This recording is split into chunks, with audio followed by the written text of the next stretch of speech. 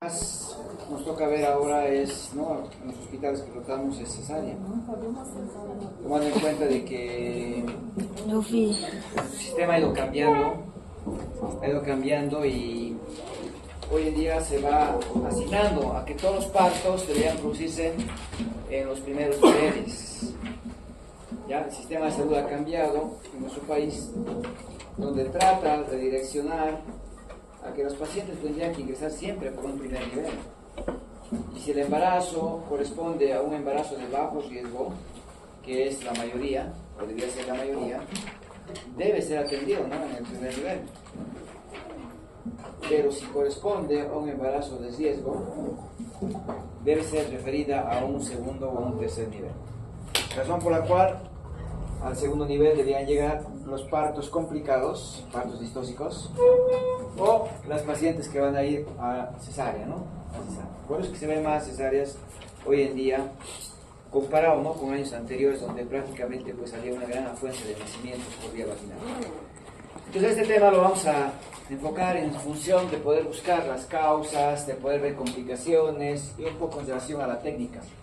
Y es en ese sentido, cuando hablamos de cesárea, es una intervención quirúrgica de tipo obstétrica, que tiene la finalidad, ¿no es cierto?, de poder extraer un feto viable, placenta y anexos ovulares a través de una laparotomía, o sea, una incisión en la pared abdominal, y una histerotomía, una incisión que vamos a realizar en el útero.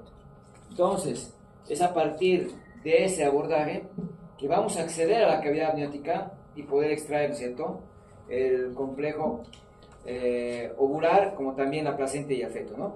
Entonces es lo que vamos a enfocar el día de hoy. Por estadística, el nacimiento por cesárea debía corresponder a un 10 o un 15%, no más, ¿no? En los diferentes centros, como había mencionado hace rato, ha cambiado bastante esto, porque las políticas van modificándose, lo que había hecho mención hace rato. En Bolivia, la puerta de entrada al sistema de salud es los primeros niveles. Toda paciente que ingresa o que accede al SUS debe iniciar su consulta, su atención en los primeros niveles. Y el primer nivel tiene que ser el filtro de poder derivar al segundo o al tercer nivel casos complicados y poder atender, ¿no es cierto?, la gran mayoría de los pacientes. Como ustedes notan, en la mayoría de segundos niveles van a ver prácticamente los nacimientos por cesárea. Ya el parto que vamos a ver. Es en este sentido que va, ¿no es cierto?, cambiando la estadística y pues se va modificando, ¿no?, por las políticas que se van presentando. Ahora, ¿qué me interesa de las indicaciones? Saber, ¿no es cierto?, reconocer qué pacientes voy a guiar hacia la cesárea y qué pacientes pueden ir hacia el parto. Y ahí vamos a dividir dos grandes grupos: indicaciones absolutas, indicaciones relativas. Cuando hablamos de indicaciones absolutas, quiere decir que sí o sí tiene que ser cesárea. No vamos a dar opción al nacimiento por vía vaginal. En cambio, cuando hablo de relativas, es que podría ser, ¿no es cierto?, el parto vaginal, y en algunos casos puede también concluir en la cesárea. Tenemos opción de poder ir hacia el parto vaginal y, en caso necesario, poder guiar hacia la cesárea. Depende mucho de la condición de la paciente. Entonces, ¿qué es lo difícil? Poder aprender, ¿no es cierto?, todo este listado de cuadros que los tengo que dividir o clasificar. Sin embargo, pues, aprendiendo las absolutas va a ser mucho más fácil, ¿no?, poder establecer que prácticamente hoy en día la mayoría de los cuadros corresponde a la indicación relativa. Muchas veces, durante mucho tiempo, hemos ido, ¿no?, realizando cesáreas a muchas pacientes que ahora damos opción al nacimiento por vía vaginal incluso. Preeclampsia, eso era el sinónimo de cesárea. Toda paciente con preeclampsia era cesárea, actualmente no. Paciente con condilomas era cesárea, actualmente no. Ruptura de membranas, cesárea, actualmente no. Entonces vamos encontrando que cada vez más encontramos que las causas se vuelven relativas, dando opción al parto vaginal. Y las indicaciones absolutas se van restringiendo, van siendo cada vez menos. Situación transversa. En semiología obstétrica, ¿se acuerdan? Dijimos, no tiene presentación, no hay mecanismo de parto, no hay parto, es indicación absoluta. ¿Qué quiere decir? Que si llega una paciente multípara con 10 de dilatación, situación transversa, no voy a intentar parto, aunque esté con 10 de dilatación, aunque sea multíparo. Voy a intentar atender parto, lo único que voy a provocar es que se complique el embarazo, que se rompa el útero. Estoy a 3 horas de distancia, está con 10 de dilatación, no importa, tengo que referir. Peor va a ser que se me rompa, ¿no es cierto?, el útero al querer intentar un parto, sabiendo de que no es indicación para el parto vaginal. ¿Se acuerdan de la placenta previa, oclusiva total, no es cierto? Muchos te van a decir, la parcial también podría ser parto. Es que la oclusiva total y la parcial la habíamos enmarcado, ¿no?, en placenta previa. ¿Y cuál es la conducta de la placenta previa? Cesárea. El hecho de que el cuello se va a dilatar, se va a abrir, va a provocar que se desprendan los cotiledones y va a provocar un sangrado profuso. De manera, ¿no es cierto?, que yo no voy a someter a una paciente a que se me muera con choque hipovolémico, ¿no?, sabiendo de que la placenta está delante de la presentación y no va a permitir el pasaje a través del canal de parto. Indicación absoluta. Si tengo una desproporción entre la pelvis de la madre y el tamaño del feto, lo propio, no voy a someter a un parto. En este caso yo no estoy hablando de macrosomía como tal. Claro, si el feto es grande, pesa más de 4 kilos, ¿cómo se llama? Macrosómico. El macrosómico puede ser parto. En muchas situaciones vemos gran cantidad de pacientes con fetos macrosómicos que no quieren operarse y dan parto. Pero ahí tendría que haber una relación entre la pelvis, ¿no es cierto?, y el feto, que es de 4 kilos, que permite el nacimiento. Pero si no hay esa proporción, si no hay esa relación, ¿no es cierto?, así el feto pese 3,600, 3,700, no va a haber parto, porque necesito que haya el paso del feto a través del canal, ¿no es cierto?, óseo y canal blando para que se produzca el nacimiento. Desproporción cefalopélvica, de causa materna o de causa fetal, ¿no es cierto?, sea cual fuera la causa, no voy a irme al parto, porque voy a provocar riesgo de complicación, como vamos a ir viendo más adelante. Cesárea iterativa. A ver, una paciente que tiene antecedente de una cesárea anterior, cesárea previa, puede ser sometida a una opción al parto. Puede tener parto vaginal. Considerando, ¿no es cierto?, de que el temor que tenemos de atender un parto en una paciente con cesárea es que la cicatriz que ha quedado del corte que hicimos en el útero se rompa, que se produzca una dehiscencia. Entonces, este riesgo de ruptura es muy remota, es raro en una paciente que tiene una cesárea. Y es más, ya vamos considerando entonces que las pacientes con cesáreas previas deberían tener partos vaginales y no cesárea directamente como antes se planteaba. Pero aquí tenemos que buscar algunos criterios. ¿A qué pacientes con cesárea previa vamos a dar parto? A aquellas pacientes en las cuales no se repita la indicación de la cesárea. Si la hemos operado porque el feto estaba pélvico y ahora está encefálico, no tendría por qué operarla nuevamente. Le tengo que dar parto vaginal. Si le hemos operado porque la paciente tiene una pelvis estrecha, una pelvis, ¿no?, que no es compatible por un parto, lo que llamamos pelvis androide, ¿no es cierto?, habitualmente. Entonces, esa condición se va a seguir repitiendo, ¿no es cierto? ¿Le voy a dar parto o le voy a dar cesárea? Cesárea, porque se sigue repitiendo la causa, la indicación por la cual la hemos operado. Y eso no va a cambiar, la pelvis no se va a modificar, ¿no es cierto?, va a seguir igual.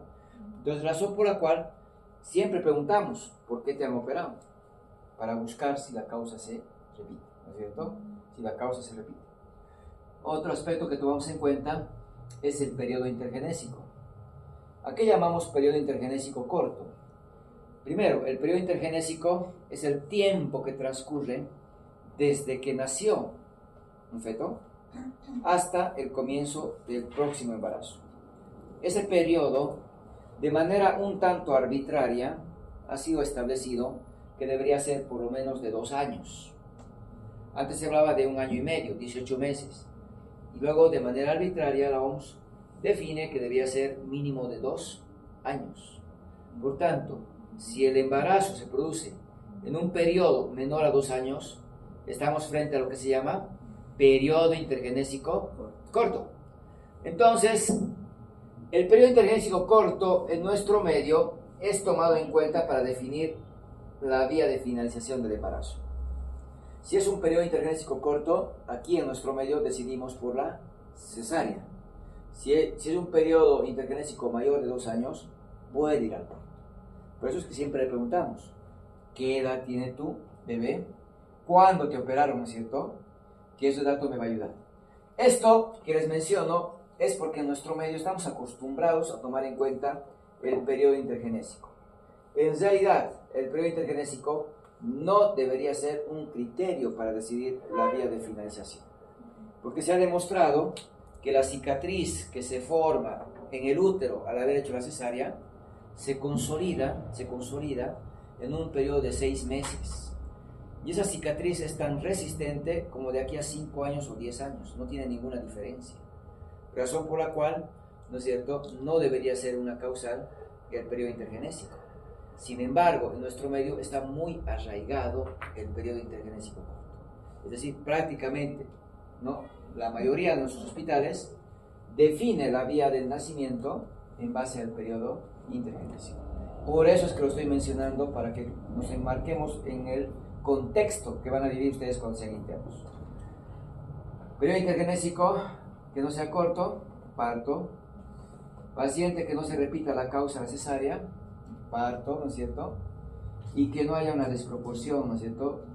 Que no haya desproporción cefalopélvica, ¿ya? En algunos casos van a escuchar, ¿no? Dicen pelvis probada. ¿Qué quiere decir pelvis probada? Que es una paciente que ha tenido un parto vaginal. Entonces, si tiene un parto vaginal, corresponde seguramente a una pelvis de tipo ginecoide, ¿no es cierto? Y eso es lo que habitualmente mencionamos cuando hablamos de pelvis probada. Bueno, eso tendríamos que considerar frente a un antecedente de una cesárea previa. Pero ¿qué pasa con una paciente que tiene 2 cesáreas? La tercera cesárea, ¿cómo la voy a llamar? Iterativa. Entonces, ¿qué quiere decir? Que una paciente que tiene 2 cesáreas o más, ¿cuál va a ser la conducta? Cesárea. Cesárea. No le vamos a dar parto. En nuestro medio no se da parto. Es una indicación, ¿no es cierto?, absoluta de cesárea. Sin embargo, seguramente cuando ustedes vayan revisando, ¿no?, algún artículo en relación a ello, actualmente en Estados Unidos sí atienden parto a las pacientes con 2 cesáreas previas. En nuestro medio no. Así me llegue la paciente con 10 centímetros de dilatación, tiene 2 cesáreas previas, ¿cuál va a ser mi conducta? Cesárea. Porque el riesgo de ruptura es alto. Y el riesgo, ¿no es cierto?, de hemorragia por la ruptura y el riesgo de muerte en la paciente se va a incrementar si no tomamos en consideración ese aspecto. Razón por la cual 2 cesáreas previas o más es indicación absoluta de cesárea. ¿Ya? Entonces, eso es muy importante. Una paciente con cesárea previa no la puedo conducir. Tengan mucho cuidado. Muchas veces en el afán de poder ayudar o mostrar voluntad, ¿no?, doctor, si la conducimos, es que nuevamente insisto, tenemos riesgo de que ese útero se rompa, ¿no es cierto? Por tanto, si tengo una paciente con cesárea previa, le voy a ir monitorizando, le voy a ir controlando el progreso, pero no puedo hacer maniobras que habitualmente las hago, ¿no es cierto?, cuando no hay ese antecedente de una cirugía a nivel del útero, ¿ya? Bueno, entonces cesárea iterativa es la tercera cesárea, ¿no es cierto?, que la vamos a considerar entonces en relación a la paciente con 2 cesáreas previas. Cardiópatas, ya, grado 3, cardiopatías severas. No, ¿qué tenemos que considerar? De que no vamos a dar opción al parto vaginal.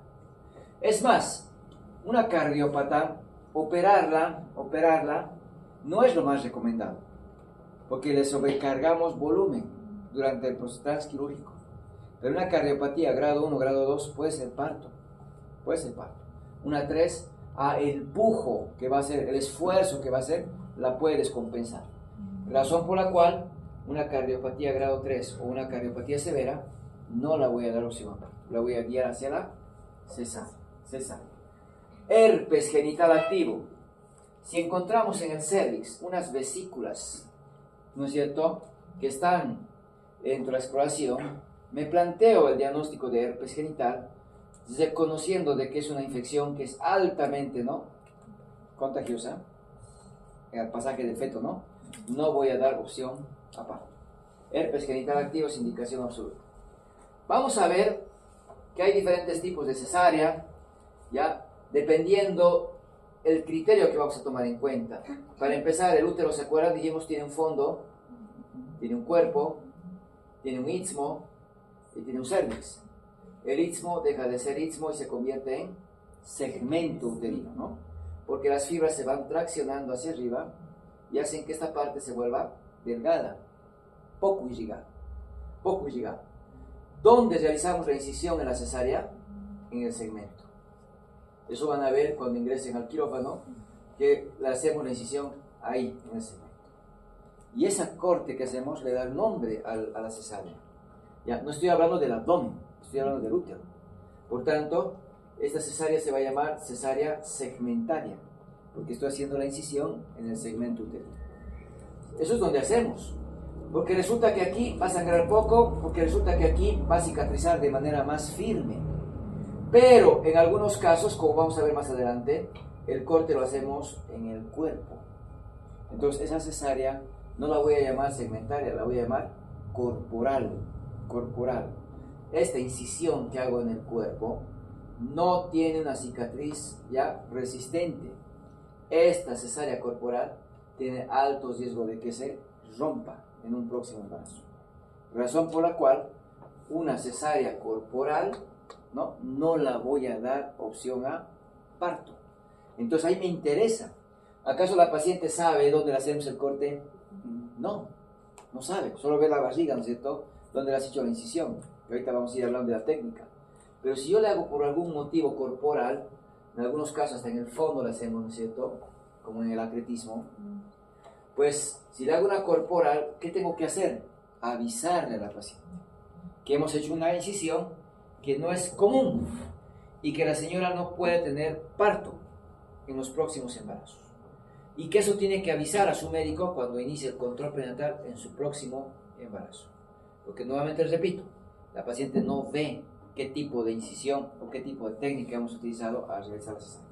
Tengo la responsabilidad de avisarle, porque tiene alta posibilidad de que se me rompa cuando es corporal. No así cuando era segmentaria, que hemos dicho puede dar parto. Prolapso de cordón. ¿Se acuerdan cuando hemos definido qué era procúbito y qué era prosidencia, ¿no es cierto? Membranas rotas, prosidencia, ¿no? Grado 1, cavidad uterina. Grado 2, dentro del canal vaginal. Grado 3, fuera de la vulva. Y al grado 3 lo llamábamos prolapso. Y también habíamos dicho que teníamos que hacer rechazar, ¿no es cierto? La cabeza, rechazar la cabeza y referirla de esa manera. No. Rechazar la cabeza y corroborar si está vivo, ¿no ve? Sentir el pulso, buscar fetocardia, pedir el ecógrafo si es necesario y saber si está vivo o no. Porque si está vivo, indicación absoluta de cesárea, ¿no es cierto? Pero si estuviera el feto muerto, ¿para qué le voy a operar si el niño ya está muerto? Va a ir al parto, ¿no es cierto? Al parto. Entonces, razón por la cual prolapso de cordón con feto vivo, cesárea. Procúbito de cordón. El cordón está delante de la presentación, membranas íntegras, ¿no es cierto? Y ahí voy a ir a la cesárea, directamente a la cesárea, sin necesidad de rechazar, porque las membranas con el líquido amortiguan la compresión del cordón. Igual sigue siendo absoluta la indicación. Sufrimiento fetal agudo, que actualmente ya no se habla de sufrimiento, se habla de riesgo de pérdida del bienestar fetal. Es el diagnóstico que tenemos que acostumbrarnos a utilizar.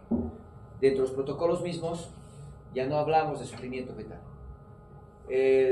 Williams ya empezó modificando el término de sufrimiento por estado fetal no tranquilizador. Porque si el feto empieza a tener variaciones, ¿no?, en su bienestar, el obstetra no puede estar tranquilo, tiene que hacer pruebas de bienestar. Y tiene que hacer, ¿no?, las necesarias para descartar que el feto se me pueda morir durante el parto. Sin embargo, actualmente ya se maneja el diagnóstico de riesgo de pérdida del bienestar fetal. Y ahora lo estoy manteniendo todavía en indicación absoluta, porque va a ser muy debatido el hecho de que actualmente el riesgo de pérdida es relativa. Porque si tengo una multípara, está con 10, va a ser mucho más rápido el parto por vía vaginal que entrando a quirófano. Por razón por la cual muchos fetos, con el diagnóstico, ¿no?, de sufrimiento fetal o el riesgo de pérdida de su bienestar, entra al parto. Pero ahí te cuestionan. El periodo expulsivo es el periodo de mayor hipoxia. Y a un feto que ya está con hipoxia le vas a agregar más hipoxia, razón por la cual muchos te van a cuestionar si tú vas a indicar que sea sedativo. Entonces vamos a mantener como indicación absoluta. Sin embargo, de verdad que cuando es una multípara es mucho más rápido la vía vaginal del parto. Claro, hay riesgos, pero también hay más riesgo de que la paciente se la prepare para quirófano, le ponga la anestesia y ahí se te muera, ¿no es cierto? Y ingreses hasta que ingreses a la cavidad y obtengas un bebé muerto. Entonces ahí entra ¿qué? La condición obstétrica, la que decide actualmente la vía cual voy a seguir. Sin embargo, la voy a mantener en indicación absoluta para evitar cualquier conflicto de debate que puedan tener. Miomas cervicales. Los miomas son tumores benignos que son comunes en nuestra población, que podemos encontrar en el cuerpo, miomas corporales, como también en el cervix, miomas cervicales. Si está dentro del miometrio, intramurales; si está hacia la mucosa, submucosos; y si está hacia el peritoneo, subseroso. Entonces, independiente, si es subseroso, submucoso, ¿cierto?, o intramural, pues vamos a verlo eso al final ya del semestre cuando llevemos miomatosis. Un mioma que esté en el cervix ya me hace la posibilidad de que no va a dejar que el cuello se dilate, no va a permitir que el cuello se abra. Por tanto, ¿cuál va a ser mi conducta? Cesárea. Y es por eso que debo, ¿no es cierto?, considerar si hay un diagnóstico de mioma cervical por ecografía, o si al tacto, ¿no es cierto?, puedo percibir la presencia de un mioma, mi conducta va a ser cesárea. Y no voy a someter a un parto, ¿cierto?, que no va a ir progresando, ¿ya? Algo que nos han enseñado desde la facultad, ¿no?, a nosotros será 2 indicaciones relativas hacen una indicación absoluta. Si tengo 2 factores de riesgo, ¿para qué le voy a someter a un riesgo adicional a la cesárea? O al parto, perdón. Y me voy hacia la cesárea. Valga decir, tengo una presentación pélvica. El pélvico es indicación relativa. Me llega con 10. Está naciendo el bebé. ¿Qué tengo que hacer? Atender el parto. ¿Tienes riesgo de que se tranque la cabeza? Sí, tienes riesgo. Pero ya está naciendo. Tengo que atender parto. Me llega una pélvica. Está con 4, con 5, con 6, con 7. No le voy a arriesgar a que se tranque la cabeza. ¿Qué voy a hacer? Cesárea. Entonces la presentación pélvica es indicación relativa. Y lo que había hecho mención hace rato, relativo quiere decir que puede ir al parto, pero también a la cesárea. Dependerá mucho la condición obstétrica para que yo decida si va a uno u otro. Nuevamente repito, si yo tengo una nulípara, una primigestra, está con 10, está pélvico, lo opero, me da el tiempo para operar. No me voy a arriesgar a que al último momento se tranque la cabeza, ¿no es cierto? Pues tengo una multípara que ya está en el parto, ¿no es cierto? Está con 10, está en segundo, tercer plano. ¿Qué más me queda? Rechazar desde allá abajo, muy difícil. Me tengo que ir hacia el parto. Entonces eso hace que, si yo tengo un pélvico, indicación de parto puede ser. Cesárea previa, hemos dicho, indicación de parto. Pero atender un parto de un pélvico con antecedente de una cesárea, eso es riesgo. Entonces, ¿qué hago? Yo opero. 2 indicaciones relativas, me voy hacia cesárea. Sea cual fuera. Para el ejemplo, está la cesárea anterior o cesárea previa más pélvico, ¿no es cierto? Entonces, ahí radica que no son muchas las patologías que actualmente las enmarcamos en indicación absoluta. Llega una paciente con ruptura prematura de membranas, inducción de parto. No progresa el parto, cesárea. Tiene Bishop desfavorable, cesárea. Tiene datos de infección intramniótica, cesárea. Depende mucho, ¿no?, de la condición con la que se encuentra la paciente. Puede ser parto, puede ser cesárea. DPP. Me llega la paciente con feto vivo con pérdida de bienestar fetal, cesárea.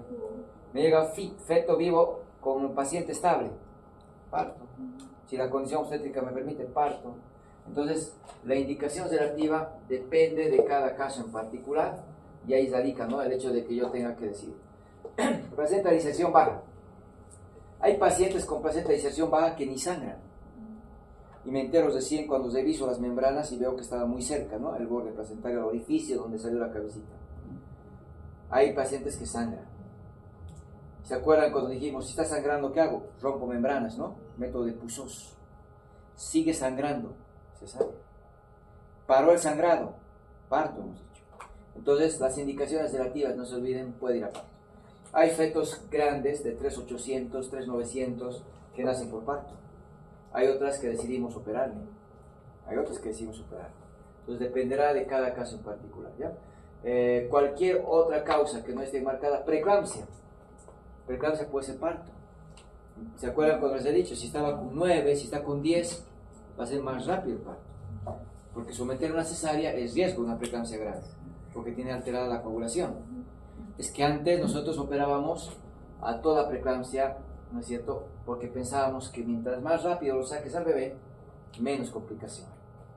Ni la peor emergencia actualmente se entra directo al quirófano. Antes entrábamos con pacientes convulsionando, es decir, tengo una eclampsia, está con 10, ¿cuál va a ser la vía más rápida? Parto, y es lo que actualmente hacemos, parto. Pero lógicamente monitorizando muy bien, ¿no es cierto? Y utilizando el magnesio y los antihipertensivos para evitar complicaciones. Entonces, vamos a considerar, ¿cierto?, que las diferentes patologías, ¿no? El cáncer de cervix, por ejemplo, lo vamos a llevar a este grupo, donde actualmente sí se considera que debe ser cesárea. Y debe ser una incisión alta, ¿ya? Considerando de que si es un cáncer, no se recomienda el parto vaginal. Ya, eso es muy importante. Después, el resto se mantiene nomás como indicación relativa. Condilomatosis. Antes, condiloma era sinónimo de cesárea. Sin embargo, si hay condilomas que son pequeños, que no alteran el progreso de un parto, ¿por qué le tendría que operar? Es que el riesgo de la condilomatosis laringea. Ese era nuestro argumento, porque el feto cuando sale por el canal del parto se expone al papilomavirus y había riesgo de que haya condilomatosis laringea. Si hay condilomatosis, porque hay lesiones, el virus se atraviesa y llega a la placenta y llega al feto, de antemano. Y si va el feto y adquirir al condiloma, es porque el virus es pequeño y atraviesa la barrera placentaria. Por cual, condilomatosis hoy en día no es indicación absoluta de cesárea. Es relativa. ¿Cuándo la voy a operar? Cuando sea distocia de partes blandas, cuando obstruya el canal del parto, solo ahí. Si no, no se opera actualmente en los pacientes con condilomatosis, ¿no?, de manera absoluta. Pues prácticamente el resto entra en la indicación relativa, ¿no es cierto?, para poder considerar. Y es lo que tienen que aprender, diferenciar cuál es absoluto y cuál es relativo. Otra manera de clasificar las indicaciones de la cesárea va en función, ¿no?, de siempre dividida en 3 grupos. Indicación materna, indicación fetal, indicación ovular, ¿no es cierto? Donde, por ejemplo, la indicación de presentación pélvica, ¿a cuál corresponde? ¿Materna, fetal o ovular? Fetal, porque esta vez la causa de la cesárea radica en el feto no está cefálico, está sentado, ¿no es cierto? El transverso, ¿a cuál corresponde? Fetal, lo mismo, porque el feto no está cefálico, no está longitudinal, está echado, está transverso. Entonces, igual se puede, ¿no?, ir dividiendo de tal manera que si afecta a la madre, ¿no es cierto?, la vamos a enmarcar dentro de este grupo. Por ejemplo, tener cesárea previa es indicación materna. El hecho de tener una cirugía uterina, por ejemplo, miomectomías. Una miomectomía involucra un corte en el útero. ¿Cuál es el riesgo? De que se rompa. Eso es indicación absoluta de cesárea, porque es igual que una cesárea corporal, corte. Pero aquí, indicación materna, porque estamos haciendo referencia a la mamá, ¿no? Pelvis androide, materna, ¿no es cierto?, porque hablamos de la mamá. Ovular, ahí está la ruptura prematura de membranas, de PPNI, ¿no es cierto? ¿Qué más? Placenta previa, todo lo que afecta, o placenta, o membranas, o cordón, ¿no es cierto? Y ahí consideramos entonces que el procúbito, que el prolapso, que la placenta previa, que el DPP, que la ruptura prematura de membranas, es que si afecta placenta, si afecta cordón o afecta las membranas, es ovular. Si afecta al feto, eso es fetal. Y si afecta a la mamá, es materno. Y eso no es muy difícil de discernir. Por ejemplo, si tengo un feto que está de cara, ¿qué será? ¿Materna, fetal o ovular? Fetal. Porque es el feto que está, ¿no es cierto? No está flexionada la cabeza, está extendida, ¿no es cierto? Y esta vez va a ser la causa fetal, ¿no es cierto? Fetal. Sin embargo, la deflexión, esto lo vamos a llevar más adelante, también puede ser parto. El de cara puede ser parto, como también puede ser cesárea. Y es indicación sedativa. Pues yo os he dicho, el resto pueden ser sedativas. No les he hablado hace rato de deflexiones sedativas, ¿no? Embarazo prolongado, por ejemplo. ¿A qué causa será? ¿Absoluta o sedativa? Sedativa. Si ya les he dado los absolutos, el resto los he hecho sedativa. Porque con un postérmino, ¿cuál es mi conducta? Inducción del parto. Y si no progresa, cesárea, ¿no es cierto? Entonces es una indicación sedativa, ¿ya? Sedativa. Bueno, hay otra indicación absoluta que vamos a agregar aquí. Paciente con paro cardíaco y feto vivo. Si la paciente está con paro cardíaco, ¿cuál es mi conducta? RCP, claro, está en paro. ¿Cuál es la secuencia de la RCP? CAB, ¿no es cierto? CAB. Igual que en la paciente no embarazada, ya no es ABC. Desde el 2010 ya no hay ABC. Porque pierdo tiempo con vía aérea, porque pierdo tiempo con la respiración, cuando en realidad la mnemotecnia es CAB. Directo, hacer 30 compresiones. Directo, ¿no es cierto? Entonces ahí gano tiempo, hay mejor pronóstico. Pues que está en paro. Y voy a hacer compresiones durante un tiempo de 4 minutos. Porque si no logro revertir en 4 minutos, el pronóstico es malo para el paciente. Y ahí tengo una opción de poder mejorar el pronóstico de la mamá e intentar salvar al bebé. La cesárea perimorte. Es que resulta que cuando la mamá está en paro, se ha visto que todavía el flujo, ¿no es cierto?, va a favor del feto y no para él. Y por eso es difícil revertir cuando el feto está dentro del útero. Entonces, como ya hemos intentado 4 minutos de revertir y que los dos se beneficien, mamá e hijo, ¿qué queda por hacer? Una medida un tanto heroica, ¿no? Hacer una cesárea perimorte, sin anestesia. El paciente prácticamente ya está muerta. Hacer una cesárea, una incisión mediana, una incisión corporal y sacar rápido al feto, le da todavía chance de vivir después de haber estado 4 minutos de haber hecho compresión. Por eso dice indicación de cesárea.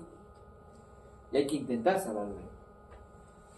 Se ha visto de que si lo sacamos al bebé, el pronóstico de la mamá mejora, porque ahora ya no envía flujo al bebé, a la placenta, ahora va a sus propios tejidos.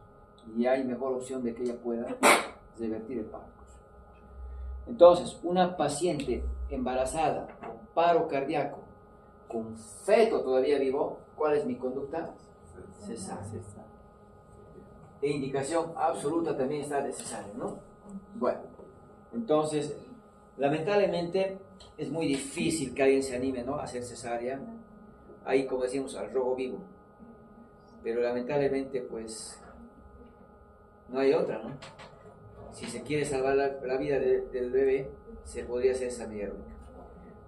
Las veces que se ha visto esta situación, la mayoría no realiza la cirugía y espera, ¿no es cierto?, a realizar después, para poder hacer el entierro, ¿no?, del niño y la mamá por separado.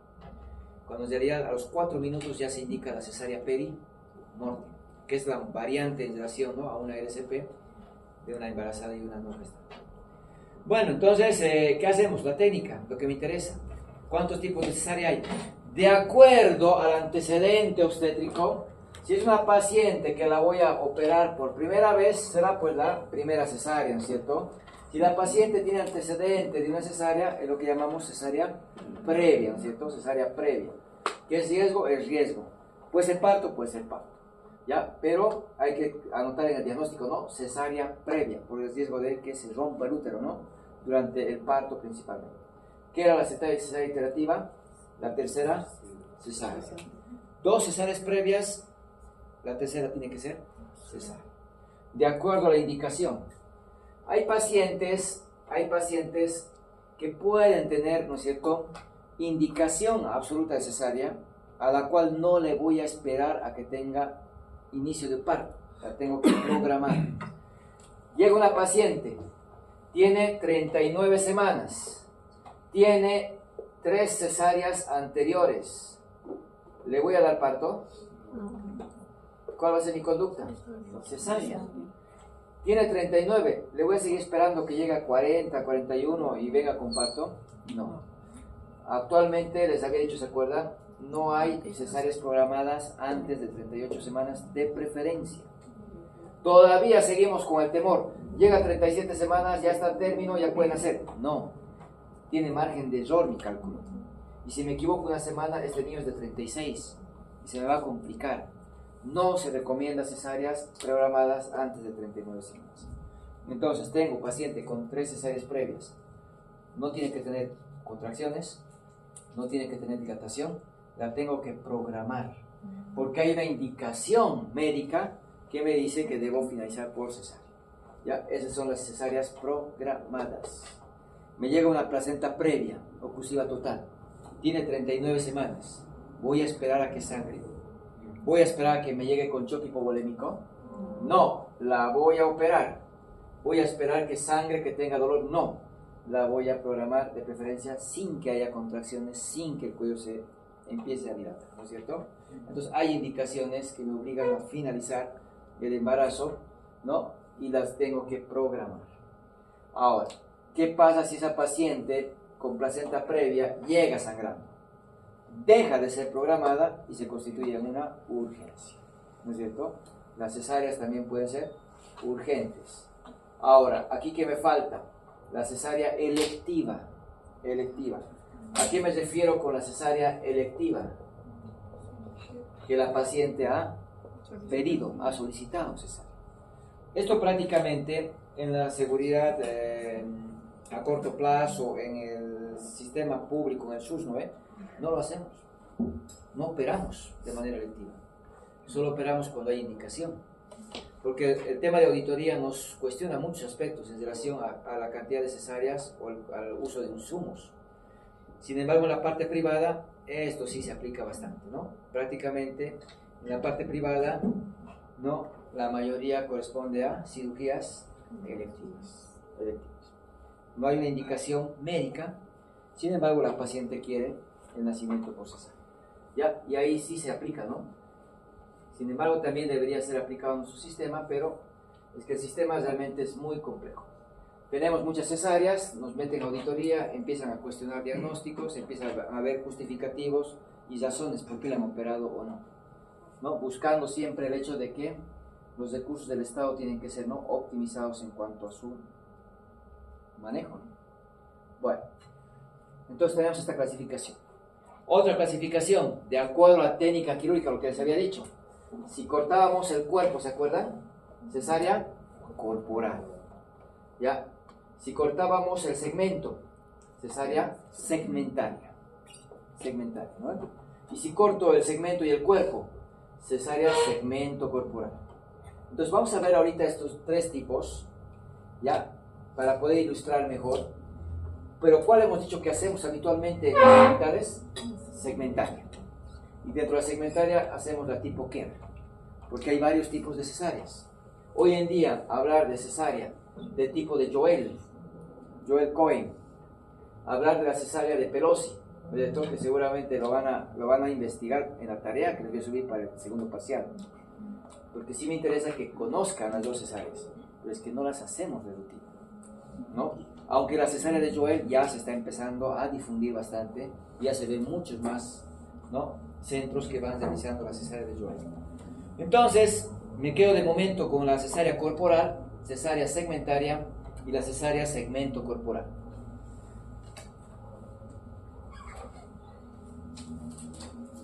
Técnica. Tengo que operarla, tiene que tener cuidados preoperatorios. ¿Qué vamos a recomendar? Horas de ayuno. Seguramente cuando vayan a ver cesáreas, un aspecto que el anestesiólogo siempre pregunta, ¿no? ¿A qué hora ha comido la paciente? Y actualmente se recomienda que la paciente debería estar, ¿no es cierto?, en 8 horas de ayuno, cuando hablamos de comida sólida, ¿no? Y 6 horas de alimento o alimentos líquidos, ¿ya? Que eso es lo mínimo que necesitamos para hacer la cirugía. Considerando de que el peristaltismo es lento, ¿se acuerdan? Entonces siempre asumamos que la embarazada está con el estómago lleno. Siempre. Aunque me diga ya que no ha comido, siempre voy a pensar de que hay alimentos dentro del estómago de la paciente y tengo que dar ese periodo de 8 horas idealmente o de 6 horas. Porque si vomita la paciente y se broncoaspira, ahí tenemos serias complicaciones. ¿Ya? Pensemos que siempre la paciente está con el estómago lleno. ¿Qué más? Tricotomía. Esto van a ver muy común todavía en nuestro medio, ¿no? El rasurado que se les hace a las pacientes. Actualmente, la tricotomía no debería realizarse. No debería realizarse. ¿Qué antiséptico utilizamos para hacer asepsia y antisepsia de la piel? Clorhexidina. La clorhexidina erradica, ¿no?, los microorganismos que radican en nuestra piel y actúa durante un periodo de 6 horas. La clorhexidina tiene acción residual de 6 horas. Una vez que aplicas clorhexidina en la pared abdominal, actúa 6 horas. Ninguna cesárea dura 6 horas. En promedio la cesárea dura media hora, 1 hora, en promedio. Hay obstetras que lo hacen en 15, 20 minutos incluso. En el Germán, por ejemplo, lo hacen así. Les gusta hacer rápido, tiempos. Pues que, independiente del tiempo, lo que tengo que pensar es lo siguiente. Si tengo un buen antiséptico, ¿no es cierto?, se plantea que hacer una tricotomía es innecesaria, salvo interfiera con la incisión, ¿no?, y el vello realmente interfiera con la incisión, que se podría plantear hacer el corte, pero con tijera, no con la rasuradora que habitualmente hacemos. ¿Por qué? La rasuradora daña la barrera natural de la piel, provoca microlesiones, y en lugar de prevenir infecciones, más bien estás contribuyendo a infección, por las heridas que estás creando con el rasurado.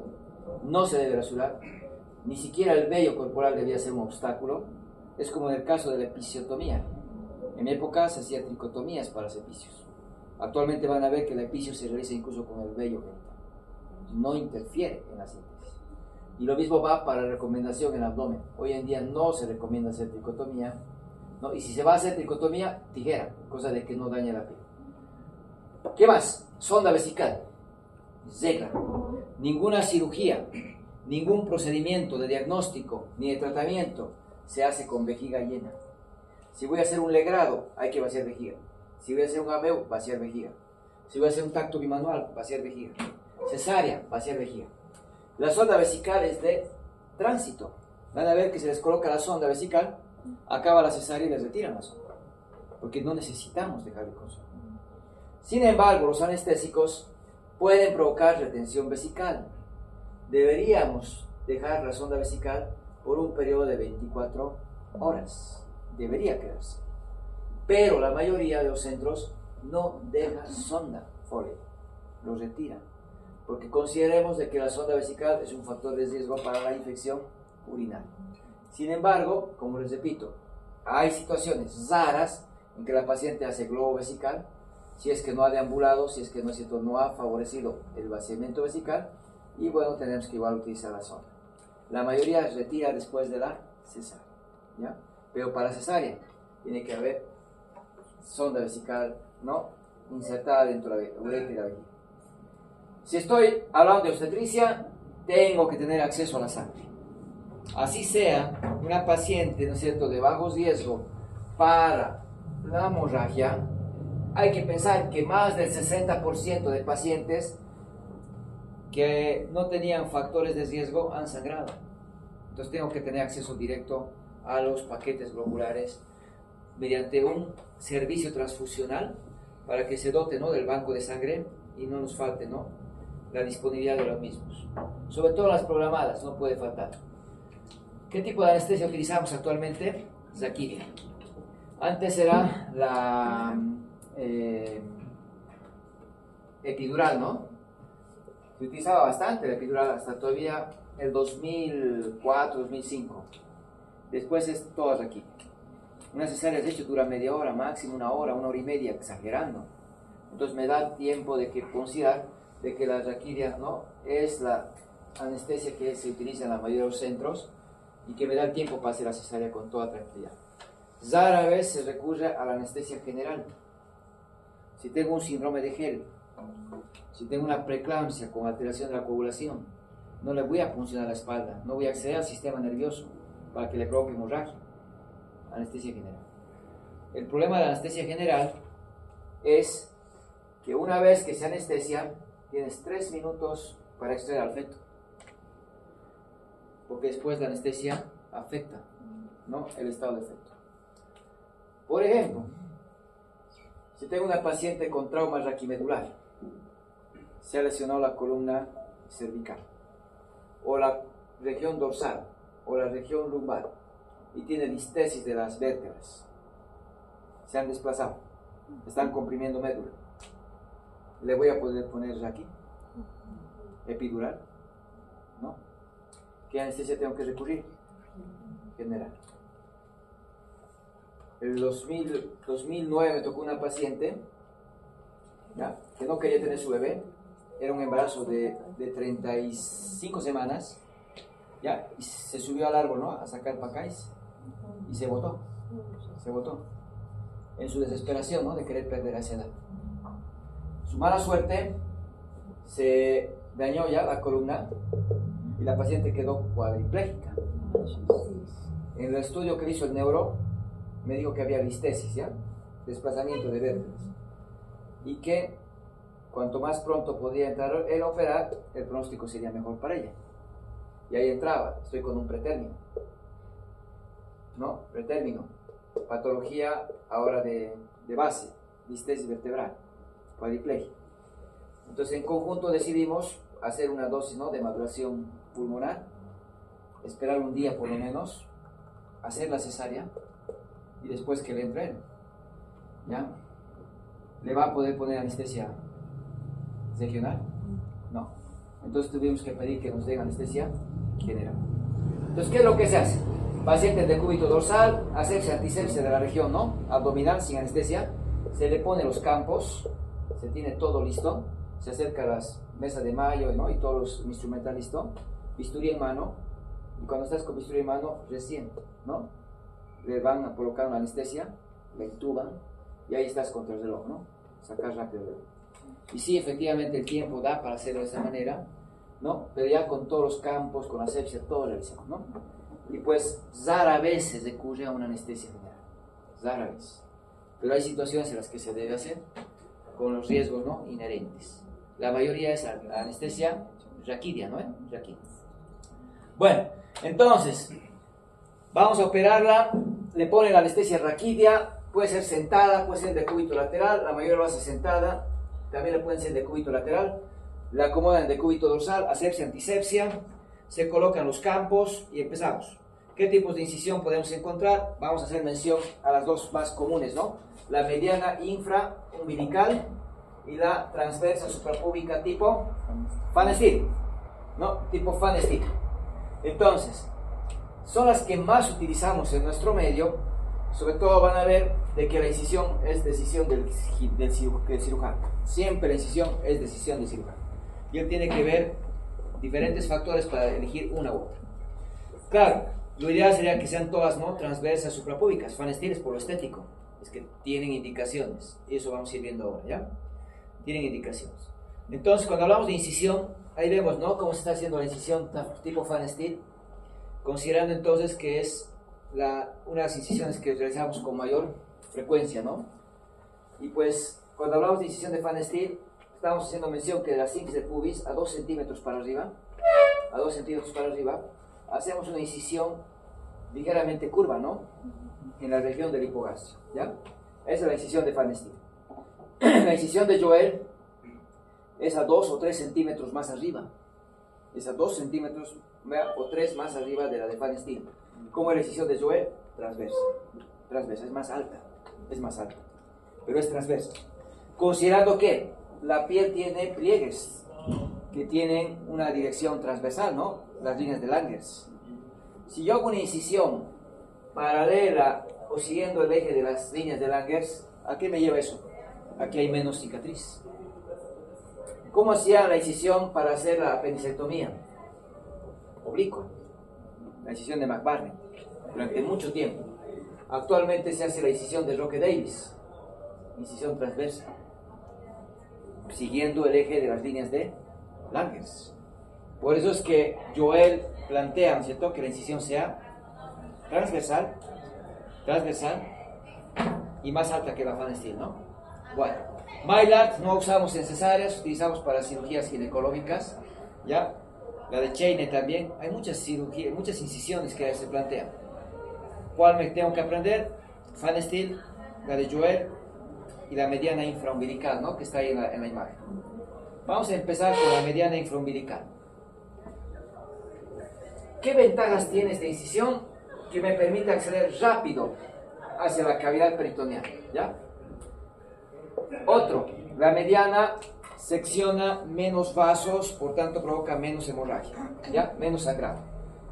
En pacientes, por ejemplo, con preeclampsia, con criterios de severidad, se recomienda hacer, ¿no?, la de mediana.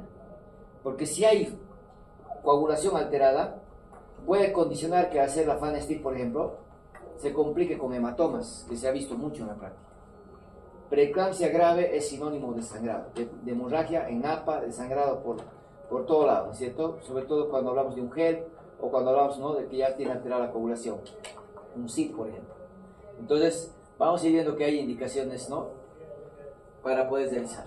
Pero ¿qué ventajas me dan? Uno, que al hacer la incisión mediana, hemos dicho, es de rápido acceso, ¿no? Rápidamente llegamos a la cavidad peritoneal. Pues que habíamos dicho en un paro, mediana. Cuando se hace anestesia general, en ese trauma raquimedular, mediana. Porque tengo 3 minutos para hacer el bebé, ¿no? Mediana. Ahora, la destreza de muchos ginecólogos te dicen, pero ¿cuánto tiempo yo tardo en hacer una Fan Steel? Casi lo mismo, 3 o 4 minutos para sacar el bebé, lo mismo. Ya, pero es que no todos tienen esa destreza de hacer en el tiempo. Razón por la cual, nuevamente insisto, la incisión decide el cirujano, la incisión la respalda el cirujano. ¿Ya? Pero hay indicaciones. Por ejemplo, paro, hemos dicho, ¿no?, una paciente para cesárea perimorte, mediana. Si tengo un gel, mediana.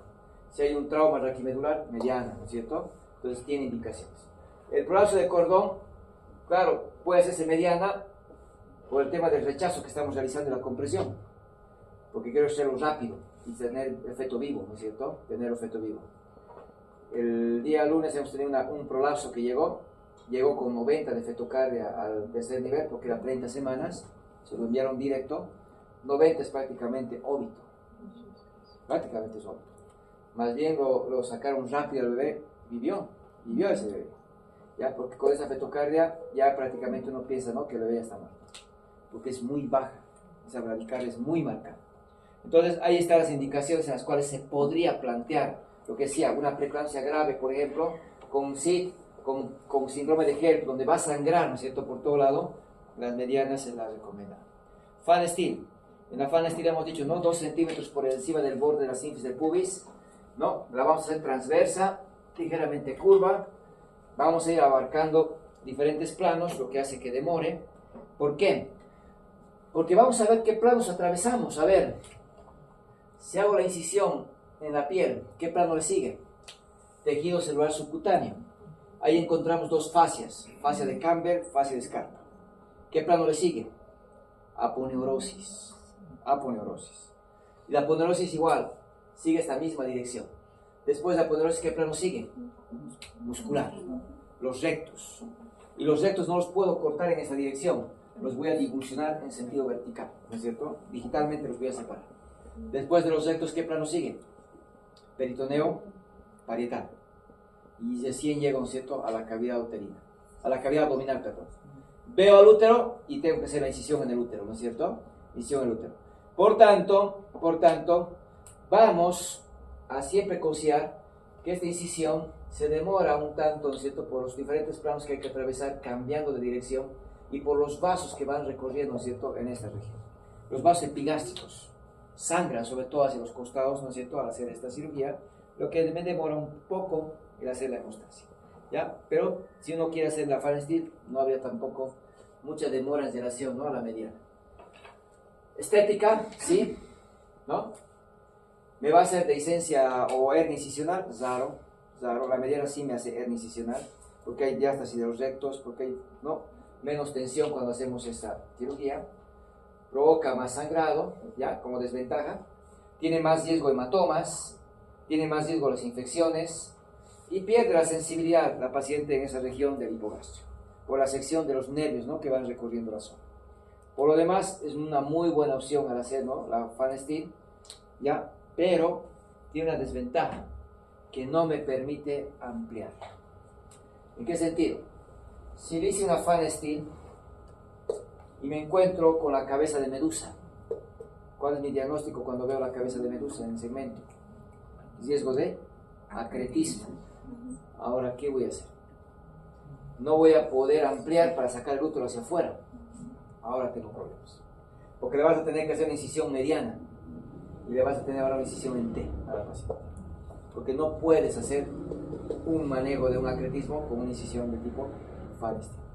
Por eso es que van a ver que muchas pacientes que no tienen estudio Doppler y vienen con antecedentes de cesáreas, por ejemplo, 3 cesáreas previas, ¿no?, muchas veces la obstetra decide hacer medianas por el alto riesgo de acretismo. ¿Y qué pasó con su cicatriz de Pfannenstiel? Ahora viene el riesgo, ¿no es cierto?, de que si tú le haces una Pfannenstiel y te encuentras con un acretismo, ahí la vamos a ver muy difícil poder resolver. Por eso es que muchas veces van a ver esa decisión. Por eso cada caso es muy particular. Sin embargo, muy aparte de eso, la incisión de Pfannenstiel es una muy buena opción en el tema, ¿no?, de la estética, que la vamos a tomar en consideración. La técnica quirúrgica. Entonces, los planos. Cuando ustedes estén en el internado, tienen que tener dominio de los planos. ¿Por qué? Porque el interno es instrumentista. El interno ayuda, ¿no es cierto?, en la cesárea, instrumentando. Lo ideal sería, ¿no es cierto?, que ayudemos como primer ayudante. Es que los centros ya tienen bastantes residentes que prácticamente ellos, ¿no?, son los que van operando y resulta que el interno cada vez queda más delegado. Cada vez hay más internos, lo que te da más opciones, ¿no?, de poder hacer más práctica en los diferentes centros. Prácticamente todos los centros están con alrededor de 60 o 70 internos. Entonces están cabeza con cabeza, ¿no? Y la opción que te dejan es instrumental. Entonces, ¿qué tienen que hacer? Conocer bien los instrumentos, practicar los instrumentos, los nombres, pero también tienen que acompañar en los tiempos, ¿no? Ver qué plano se está atravesando y en qué planos estamos. Bueno, piel celular subcutánea hemos dicho, ¿no? Después que seguía aponeurosis, ¿no? Y después plano muscular. Los rectos los vamos a divulsionar en sentido vertical, ¿no es cierto?, digitalmente hacia arriba, ¿no? Ahí lo vamos a separar. Entramos a la aponeurosis, no, al peritoneo parietal, perdón. Hacemos el corte en peritoneo parietal y de esa manera vamos a acceder a la cavidad, ¿no es cierto?, abdominal. Al hacer la cavidad, al ver el útero ya, ampliamos la incisión del peritoneo parietal en dirección vertical y ahí vamos a ver el segmento uterino. ¿De qué color es el segmento uterino? Rosado, ¿cierto? No tiene que haber vasos en el segmento. Entonces, ahí lo vamos a ver, ¿no es cierto?, el segmento, y es ahí donde vamos a hacer el corte en el útero para poder acceder a la cavidad uterina, ¿no? Para eso nos ayudamos con el suprapúbico para visualizar mejor y desplazar la vejiga, ¿no?, y no lesionarla, no lesionarla. En el segmento hacemos el corte entonces cuando es una cesárea segmentaria. ¿Para qué o por qué? Porque es delgado, porque sangra menos y porque la cicatriz va a ser más resistente, ¿ya? Y va a permitir un parto incluso después, ¿no es cierto?, de esta cesárea, ¿ya? Entonces, la histerotomía la vamos a hacer en el segmento, ¿ya? ¿Qué forma tiene la histerotomía? Habitualmente la hacemos de manera arciforme. Arciforme quiere decir así, como una U, es cóncavo, ¿ya? ¿Por qué hacemos de esta manera? Para evitar desgastar las arterias uterinas. Entonces, esta manera nos ayuda ¿a qué? que cuando extraigamos el feto vamos a meter la mano, ¿no es cierto?, por esta incisión, orientamos la cabeza y un ayudante empuja la barriga. Esta se puede prolongar. Si se prolonga hacia arriba, no a los costados. Porque si la hacemos recto, se puede prolongar hacia los costados y va a seccionar las arterias uterinas y van a sangrar. Entonces es la razón por la cual el corte que hacemos es arciforme. Muchos de ustedes dicen, ¿no?, en forma de boca de payaso, dicen, ¿no? Arciforme, ¿ya? Y es el autor que le ha dado esta orientación, que se denomina Kerr, por eso se llama la cesárea de esa manera. Cesárea segmentaria tipo Kerr. ¿Por qué segmentaria? Porque la incisión la hago en el segmento. ¿Por qué Kerr? Porque le hace arciforme la incisión. Porque lo hace en forma de una U, ¿no es cierto? Eso. Cesárea corporal, ¿se acuerdan? En el cuerpo, ¿no? La clásica. Imagínense que no puedo extraer al bebé con esta incisión. Necesito ampliar, ¿no? Y a veces la ampliamos en T la incisión. Y se la amplía en T. Ahí tenemos ahora ¿qué? Una cesárea segmento corporal. Hay casos en los cuales realmente es muy difícil la extracción. Por ejemplo, un feto con una hidrocefalia marcada. Puedes hacer la incisión, intentas extraer al feto, te sorprendiste que la cabeza es muy grande, no la puedes extraer. Entonces, ¿qué tienes que hacer? Ampliar. Entonces, ahí se convierte en una cesárea segmento corporal, ¿ya? Y eso realmente puede acontecer o ser necesario. A ver, cesárea corporal. ¿Cuándo vamos a hacer la incisión en el cuerpo? Si tengo un cáncer cervicuterino que ha infiltrado, ¿no es cierto?, hasta el segmento, por ejemplo, yo no puedo hacer la incisión segmentaria. ¿Por qué? Porque va a sangrar, ¿no es cierto? Es un cáncer. Tengo que alejarme del cáncer. Entonces, ¿qué incisión le voy a hacer? Corporal. Si tengo un feto en transverso, ¿qué dorso tiene este transverso? ¿Superior o inferior? Inferior. ¿Ustedes creen que haciendo la incisión ahí pequeña, arciforme, como hacemos en el útero, voy a poder sacar ese feto? El error grande es cuando no hago unas buenas maniobras de aeropuerto y me entro a ciegas. Es transverso, cesárea. Pero palpa dónde está el dorso. Porque si es transverso y le haces la incisión y te sorprendes que va a estar la espalda y tu mano introduciste, ahí lo arruinaste. Porque ahora tienes que hacer un segmento corporal para sacar al feto. Esta vez introduciendo la mano por la incisión, buscando su pie y extraerlo por pélvico. Pero entonces, ¿qué incisión tendría que haber hecho en este caso?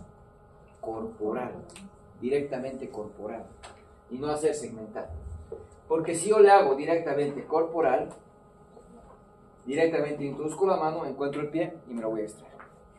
Que no es lo mismo que si el feto estuviera con dorso superior. Transverso, dorso superior. ¿Qué tipo de incisión le voy a hacer? Segmentaria tipo Kerr. Voy a introducir la mano y voy a buscar su pie y lo voy a extraer por el pie. Por eso es que es importante hacer maniobras de apoyo.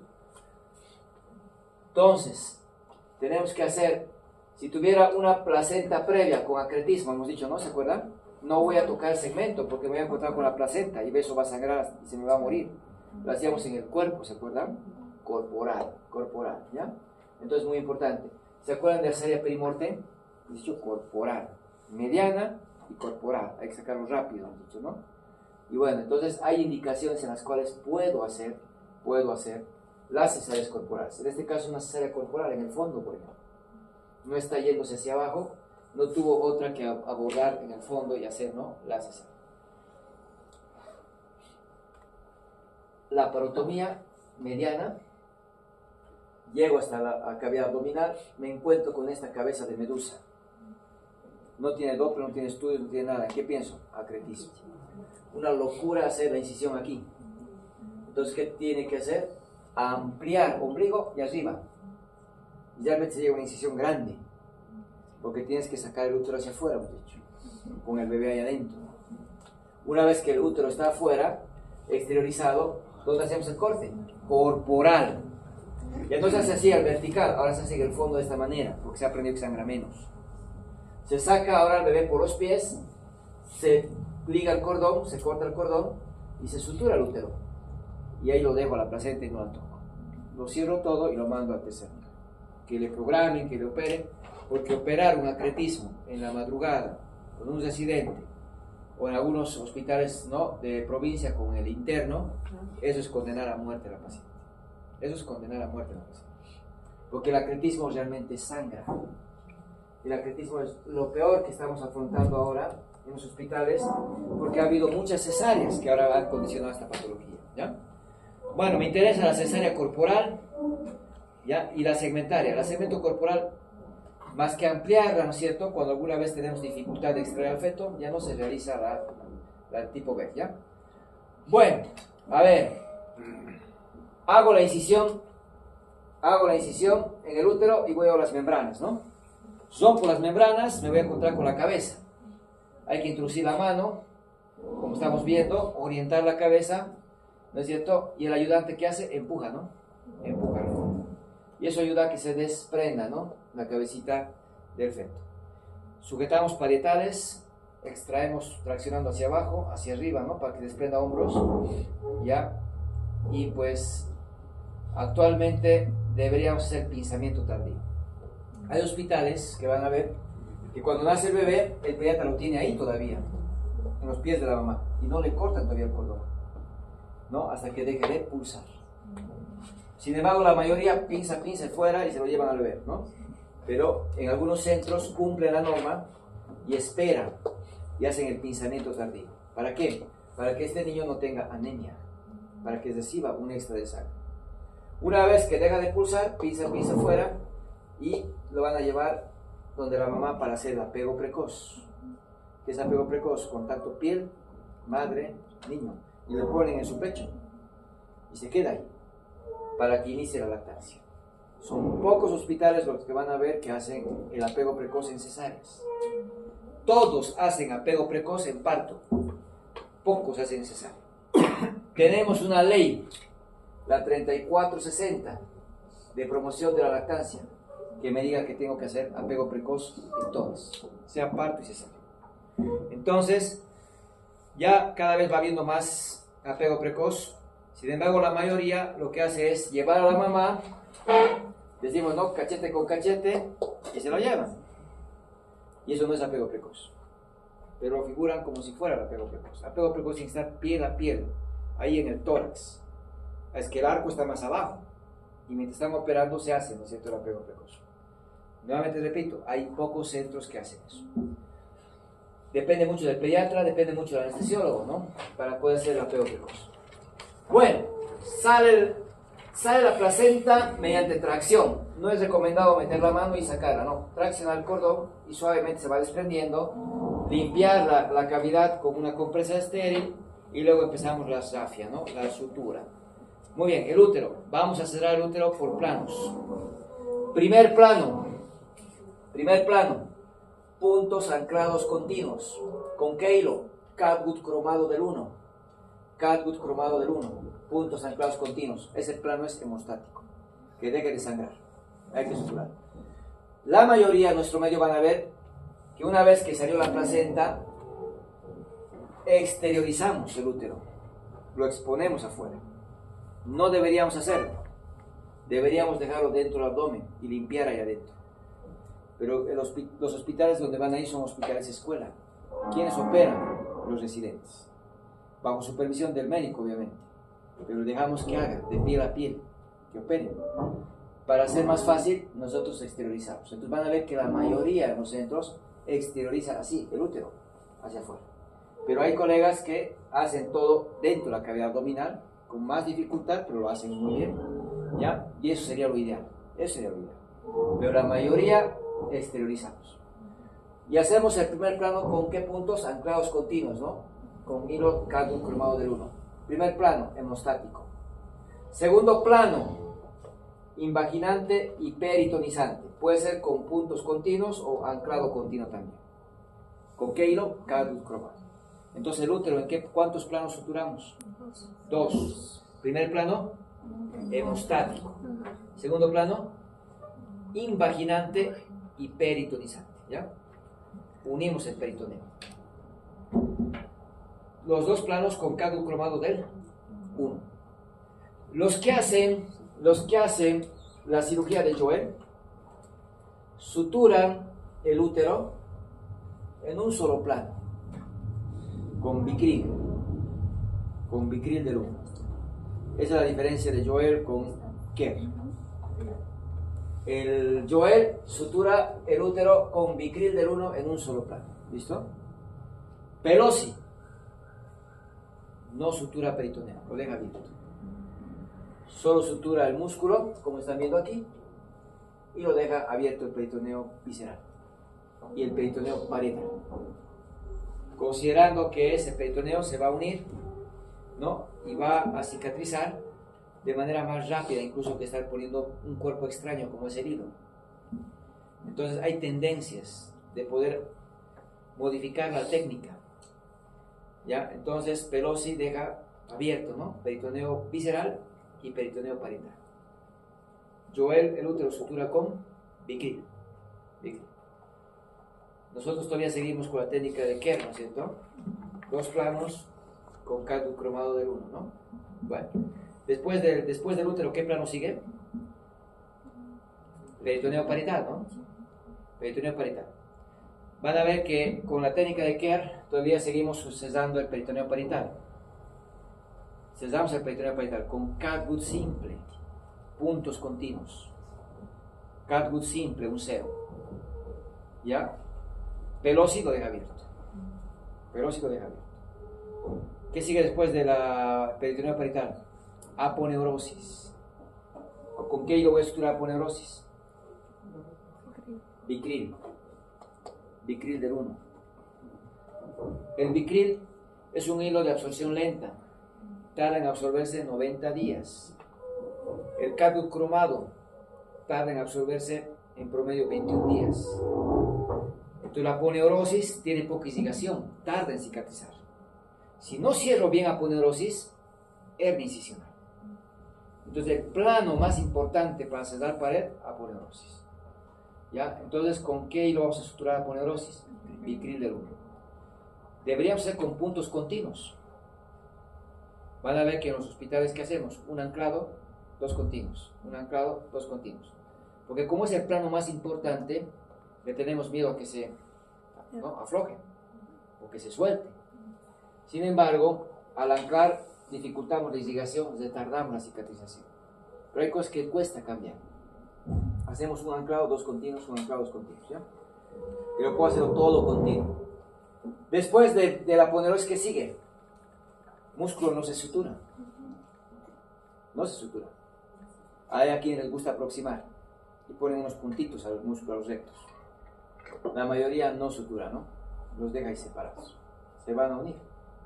En las Fan Steel van a ver que sí les ponemos puntos de aproximación, que se juntan. ¿Con qué hilo? Con cadmium cromado del 1. Tejido graso no debe suturarse. La grasa no da la resistencia en la sutura. Solo es un cuerpo extraño. ¿Cuándo se sutura la grasa? Cuando el panículo adiposo es más de 2.5 centímetros. Si el tejido graso es grueso, podemos aproximar. ¿Qué es aproximar? Poner un punto al centro, un punto al centro y un punto al centro. Nada más. No se debe poner más puntos. Al poner más puntos, lo que hago es aumentar el riesgo de infección, porque estamos dejando cuerpo extraño nada más. Entonces hacemos eso con catgut simple, ¿ya? Un punto y un punto, nada más. Solo si es más de 2.5 centímetros.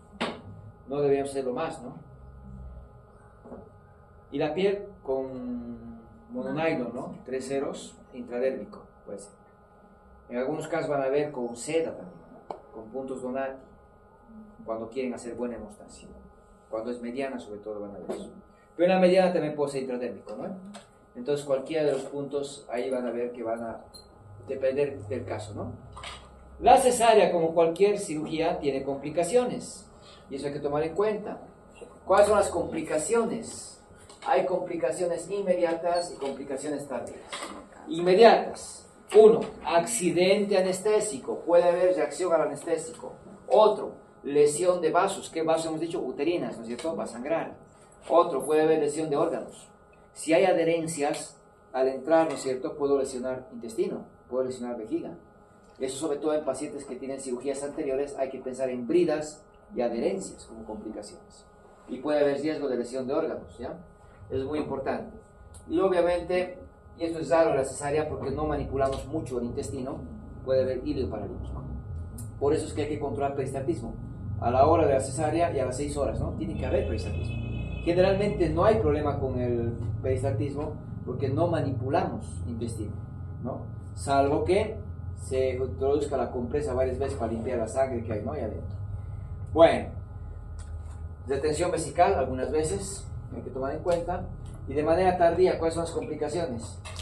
Infección, endometritis, absceso de pared, ¿no es cierto? Absceso de pared, dehiscencia de la sutura, ¿no es cierto? El hematoma de pared también que se puede dar sobre todo en las fan stitches, cuando no se ha hecho una buena hemostasia. Ya ahí hay que ser muy cuidadoso con el tema de la hemostasia. Entonces, para terminar, vamos a considerar, ¿no es cierto?, que cuando asistamos hay que siempre recordar los planos, ¿no? Piel, tejido celular subcutáneo, de ahí llegamos a ¿dónde? Aponeurosis, ¿no? Aponeurosis, igual hacemos la incisión en la misma dirección. Llegamos a los rectos divulsionamos, ¿no? Divulsionamos de manera vertical, ¿no? Digitalmente los separamos y luego entramos al peritoneo parietal, ¿no?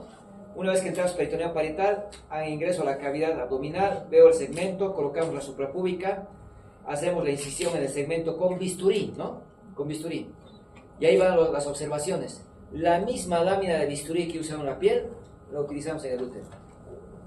Es la misma, ¿no? Por eso es bien importante hacer la profilaxis antimicrobiana, porque podemos llevar, ¿no?, microorganismos de la pared hacia el útero, ¿ya? Y eso es lo que se ve, con la misma lámina se hace. Entonces, hacemos la punción, accedemos a la cavidad, ya hemos visto, extraemos la cabecita y bueno, recordar simplemente los planos para que, ¿no es cierto?, cuando ustedes estén asistiendo, pues puedan recordar. Van a tener un protocolo ya ahí de modelo, porque si entran a una cesárea tienen que aprender a hacer protocolo operatorio. Y el protocolo me va dando sus pautas, ¿no? Diagnóstico preoperatorio, cirugía planeada, ¿no? Cesárea segmentaria tipo ¿qué? Diagnóstico postquirúrgico, quién fue el cirujano, qué residente, ¿no?, qué anestesiólogo, qué anestesia han utilizado, cuánto tiempo duró la cirugía, quién comenzó la cirugía, quién terminó la cirugía. Eso hay que aprender a llenar, ¿ya? Eso hay que aprender a llenar. Pero eso no es difícil. Lo difícil es esto. Los hallazgos, ahí tienen un modelo. ¿Qué es lo que tienen que describir, ya? Para poder describir lo que encontramos en una cesárea. Y es más, ahí tienen los pasos que realizamos en una cesárea, para que ustedes en algún momento tengan un modelo de cómo se va realizando ya el protocolo, porque ustedes tienen que hacer protocolos. Y es por eso que les decía, si es de pared por planos, ¿se acuerdan? Sí. Peritoneo parietal con calvus simple del 1, puntos continuos hemos dicho. Aponeurosis, bicril, del 1, puntos anclados continuos o puntos continuos hemos dicho, ¿no? Piel, como en un nylon, 3 ceros, ¿no? 3 ceros, puntos intradérmicos o subdérmicos, como quieran mencionarlos. Y ahí vamos describiendo entonces los diferentes planos ya para que ustedes puedan considerar. Con eso terminamos, ¿no? Vámonos.